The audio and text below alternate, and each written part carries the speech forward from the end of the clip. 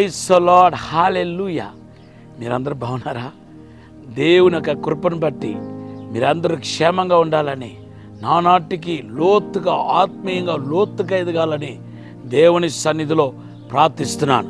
దేవుని బిడ్డలారా, ఆకాశ మండలాన్ని దేవుడు సృష్టించాడని ఆదికాండం 1వ అధ్యాయం 6వ వచనంలో మనం చూస్తున్నాం. ఈ ఆకాశ మండలాన్ని సృష్టించడానికి చాలా కారణాలు ఉన్నాయి.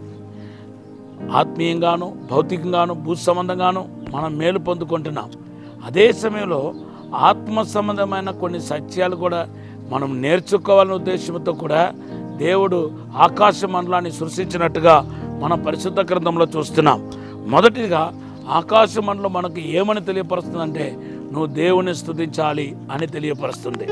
రెండవదిగా మనం చూస్తే కీర్తన 19:1 చదువుదాం. ఆకాశము దేవుని పనిని వివరిస్తుందంట, అంతరిక్షం అంట ఆయన క్రియలను వివరిస్తున్నట్టుగా మన పరిశుద్ధ గ్రంథంలో చూస్తున్నాం. అంటే ఆకాశ మండలాన్ని మీరు చూసినప్పుడల్లా మీరు దేవుని యొక్క క్రియను ఒక్కసారి తలబోసుకోవాలండి. మీ వ్యక్తిగత జీవితంలో ఎన్ని అద్భుతాలండి, ఎన్ని ఆశీర్వాదాలండి.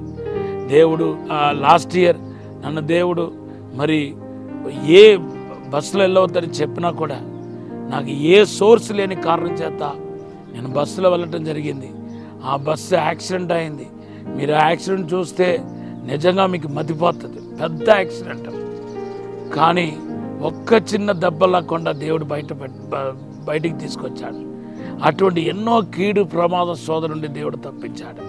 ఎన్నోసార్లు నా ప్రార్థన ద్వారా అసాధారణమైన అద్భుతమైన కార్యాలు అనేక మంది జీవితంలో నేను చూశాను.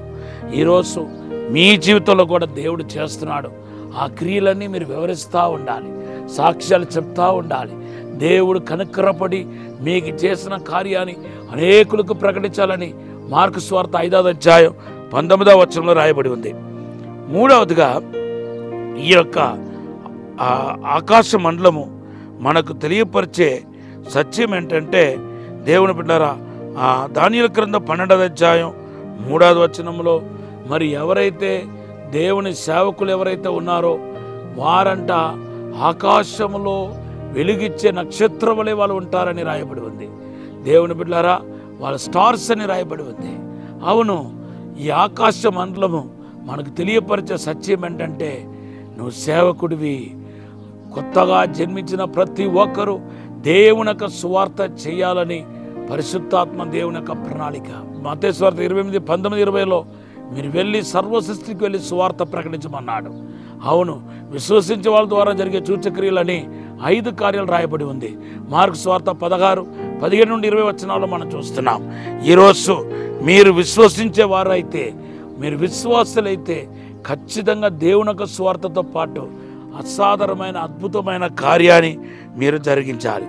4వదిగా దేవుని బిడ్డలారా, ఈ యొక్క ఆకాశ మండలం అనేది దేన్ని చూపిస్తుందంటే, ఉన్నత స్థలములో కూర్చుండపెట్టిన దేవుని ఉన్నతమైన ఆశీర్వాదాన్ని మనకు తెలియపరుస్తున్నాయి. ఎఫెసీ పత్రిక 2:7లో దేవుడు యేసుక్రీస్తు మాత్రం కాదు ఉన్నత స్థలంలో ఉండటం, మనలో కూడా ఉన్నత స్థలంలో కూర్చుండబెట్టబోతున్నాడట.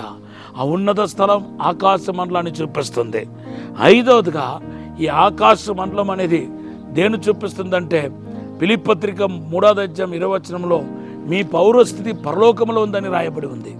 అవును, ఈరోజు ఈ 5 కార్యాలు ఎప్పుడల్లా మీరు ఆకాశ మండలాన్ని చూస్తున్నారో, ఎప్పుడైతే అంధవృక్షాన్ని చూస్తున్నారో, అప్పుడు మీరు గుర్తుకు రావాల్సిన ఈ 5 విషయాలు. మొదటిగా దేవుని స్తుతించే అనుభవం, రెండవదిగా ఆయన క్రియలను వివరించే అనుభవం, మూడవదిగా దేవుని యొక్క సువార్తను జరిగించే అనుభవం, నాలుగవదిగా దేవుని బిడ్డలారా, పరలోకంలో మనల్ని ప్రభు మాత్రం కాదు మనల్ని కూడా కూర్చుండబెడుతున్నాడు. 5వదిగా ఏంటంటే, మనం పౌరస్థితి పరలోకంలో ఉంది. మనం భూలోకానికి సంబంధించిన వారు కాదు, మన పర సంబంధమైన విషయాన్ని మనకు తెలియపరుస్తున్నాయి. ఈ మాట అన్నింటినీ దేవుడు ఆశీర్వదించి దీవించిన కాక. పరిశుద్ధము నమ్మకమైన మా పరలోక తండ్రి, నీకు వందనాలు స్తోత్రాలు ప్రభువా. అయ్యా తండ్రి, ప్రతి ఒక్కరిని యేసుక్రీస్తు నామములో ఆశీర్వదించమని అడుగుతున్నాను తండ్రి. ఇప్పుడే పాప శాప రోగం నుండి విడుదల దయచండి ప్రభా. ఈ రోజునైనా రోగులైన వారు ముట్టండి ప్రభా. యేసు నామములో అద్భుతం జరిగించండి ప్రభా. శాపపు కాడిని విరిచివేయండి ప్రభా. యేసుక్రీస్తు అభిషేకం ఇప్పుడే తాకునగాక బలపరచమని దీవించమని యేసు నామములో అడిగి వేడుకుంటున్నాము తండ్రి. Amen. Have a blessed day. God bless you. దేవుడు మనల్ని దీవించిన గాక. ఈరోజు దేవుడు మనకిచ్చిన వాగ్దానం యెషయా గ్రంథం 44:3.